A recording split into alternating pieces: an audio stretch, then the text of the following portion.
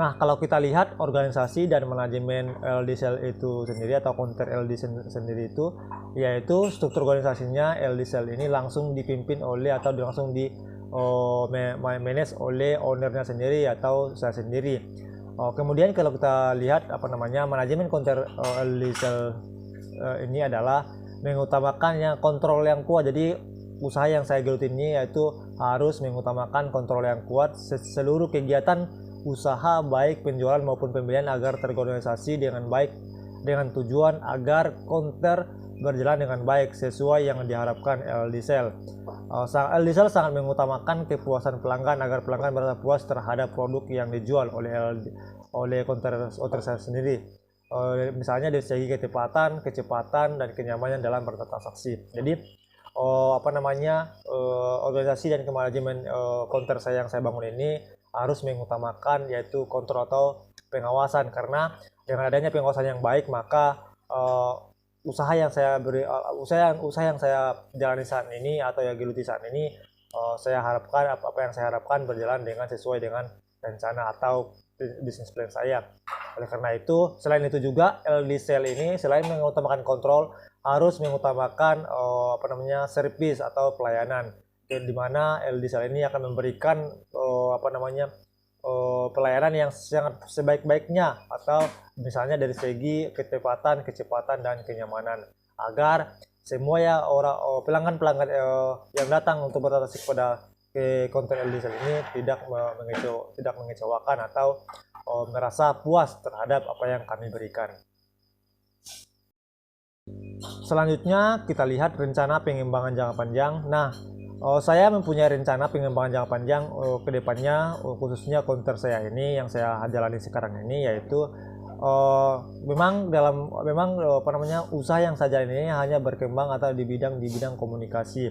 Misalnya menjual yang seperti yang saya sebutkan tadi, bahwa LD atau counter yang saya bangun ini yaitu menjual berbagai macam produk, misalnya pulsa, voucher data di internet, dan dengan harga yang terjangkau. Melihat bisnis ini cukup mudah dan cocok untuk zaman modern seperti sekarang ini, sekiranya dapat saya jalankan, terlebih memiliki pengembangan teknologi informasi yang cukup cepat dengan memiliki pelanggan di sekitar dan kebutuhan akan pulsa. Jadi saya mengambil langkah bahwa kenapa saya menjalankan bisnis ini, karena ini sangat mudah teman-teman dan harganya yang sangat terjangkau. Jadi gampang kemana-mana kita bisa menjalankan bisnis yang counter ini. Nah teman-teman, strategi atau dalam jangka panjang ini saya mempunyai rencana bahwa counter saya akan membangun beberapa outlet di sekitar atau di wilayah-wilayah lain. Oleh karena itu saya berharap sebesar mungkin bahwa ini akan berkembang, karena saya percaya bahwa di dunia sekarang ini atau kebutuhan kita sekarang ini sangat dibutuhkan, apalagi yang namanya pulsa ataupun internet. Oleh karena itu saya optimisme atau saya yakin dan percaya bahwa LD Cell ini akan berkembang sesuai dengan apa yang saya harapkan.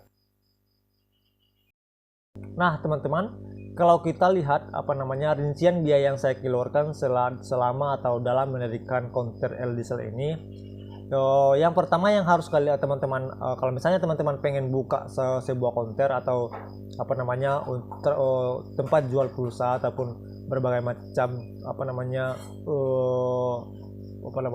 peralatan atau kebutuhan masyarakat khususnya di bidang komunikasi, maka yang harus dipersiapkan yang pertama yaitu meja etalase, baju promosi, misalnya spanduk promosi, kursi plastik, buku, meja, pulpen, kartu perdana, voucher data, charger, handsfree, dan aksesoris handphone lainnya. Nah teman-teman, kalau saya hitung selama mendirikan pengeluaran saya dalam mendirikan counter LD Cell ini, yang saya keluarkan totalnya itu sekitar 1.945.500. Mungkin masih ada di luar pengeluaran saya ini yang belum termasuk teman-teman. Nah teman-teman mungkin tahu atau udah pernah dengar bahwa kalau misalnya kita buka suatu konter untuk transaksi baik itu pulsa, token, internet dan segala macam, maka yang harus teman-teman persiapkan yaitu sebelum memulai usaha ini, ketika tempat atau segala peralatan konternya sudah tersedia, maka teman-teman yang selain itu teman-teman harus mempersiapkan saldo awal, atau teman-teman terlebih dahulu harus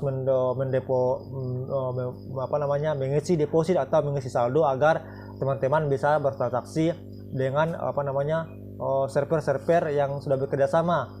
Karena menjadi agen pulsa kita harus mengeluarkan modal awal untuk bisa bertransaksi. Nah, saya dalam konter saya ini untuk memulai bisnis saya ini, saya mengeluarkan dana untuk deposit sendiri atau saldo sendiri untuk bisa bertransaksi yaitu sekitar 1.557.500. Nah, di mana perhitungan penjualan atau perhitungan penjualan maupun pembelian saya, misalnya pulsa elektrik misalnya harga yang saya beli dari server, misalnya teman-teman harus bekerja sama. Misalnya kalau saya secara pribadi saya sudah bekerja sama dari 3 server. Yang pertama yaitu sebagai Telkomsel, kemudian Fastrack atau distributor pulsa selain Telkomsel, kemudian Intikom. Nah, tapi dalam saya menjalankan bisnis ini, saya hanya memakai atau bertransaksi hanya 2 server saja, yaitu Telkomsel dan Fastrack. Nah, teman-teman, harga yang saya beli misalnya dilihat dari pulsa elektrik, harga beli saya di servernya langsung yaitu sebesar 5.500, dan saya jual kembali yaitu harga 7.000. Dengan kata lain bahwa pendapatan setiap transaksi yang saya dapatkan yaitu sebesar 1.500 rupiah. Kemudian pulsa 10.000 sama teman-teman, saya beli harga 10.500, saya jual 12.500. Saldo atau pendapatan atau keuntungan yang saya dapat setiap bertransaksi yaitu 1.500. Kemudian pulsa 50.000 sama 50.500, kemudian saya jual 52.000. Kemudian keuntungan yang saya dapat setiap kali bertransaksi yaitu sekitar 1.500 dan seterusnya. Nah, sebagai asumsi atau sebagai contoh atau sebagai gambaran kepada teman-teman semua, bahwa menjalankan sebuah bisnis harus mempunyai estimasi atau prediksi ke depan agar kita mendapatkan apa yang kita dapatkan selama kita menjalankan bisnis ini. Misalnya saya berasumsi atau memberikan gambaran, misalnya asumsi transaksi penjualan per hari, misalnya pulsa 5.500,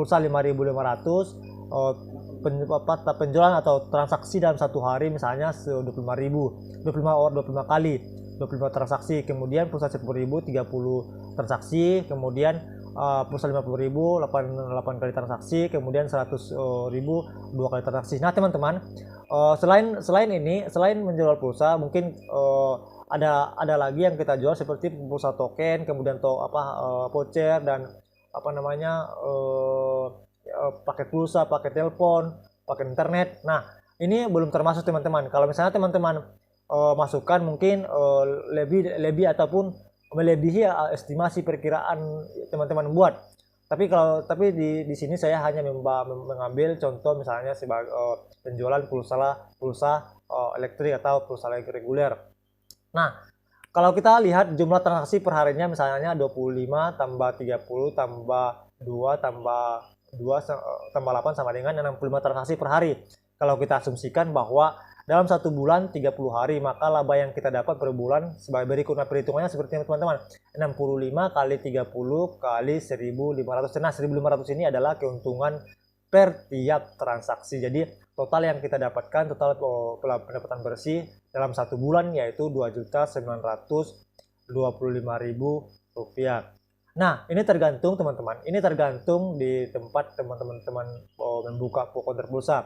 Bisa tidak menutup kemungkinan bahwa ini penjualan ini, contoh yang saya berikan ini melebihi perkiraan kita maupun bisa lebih kurang, karena tergantung daerah-daerah tempat kita membuka konter. Oleh karena itu, memang untuk memulai bisnis ini, konter pulsa ini memang membutuhkan tidak membutuhkan tidak membutuhkan modal yang cukup besar. Akan tetapi teman-teman harus bila perlu atau lebih bagusnya harus memperhitungkan penjual dari sekarang, agar kedepannya teman-teman tidak merasa rugi atau rugi terus tiap per bulannya. Oleh karena itu butuh dengan estimasi biaya dan butuh laporan laporan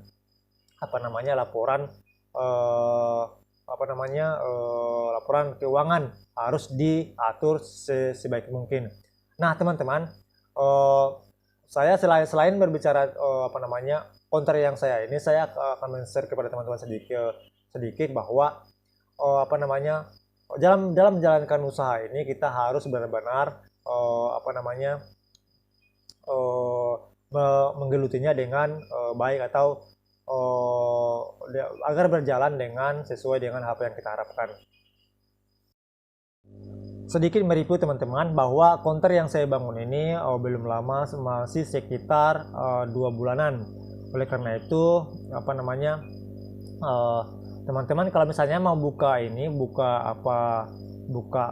usaha counter pulsa, teman-teman harus memperhatikan yang pertama yaitu tempat strateginya, tempat untuk menjual pulsa ini.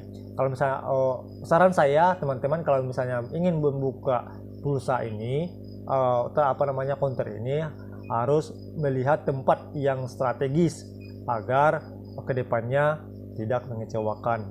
Nah, mungkin ini presentasi saya tentang ujian akhir semester mata kuliah bisnis network, di mana saya di mana topik yang saya presentasikan ini yaitu counter pulsa LDCell, ya, di mana pemiliknya atau ownernya saya sendiri. Mudah-mudahan ini bisa membantu teman-teman atau bisa bermanfaat kedepannya buat teman-teman agar mempunyai pedoman ataupun gambaran singkat tentang counter pulsa. Nah, jika ada kata-kata atau penjelasan yang kurang atau pembahasan saya yang kurang jelas kepada teman-teman semua, saya mohon maaf. Akhir kata saya ucapkan banyak terima kasih. Wassalamualaikum warahmatullahi wabarakatuh.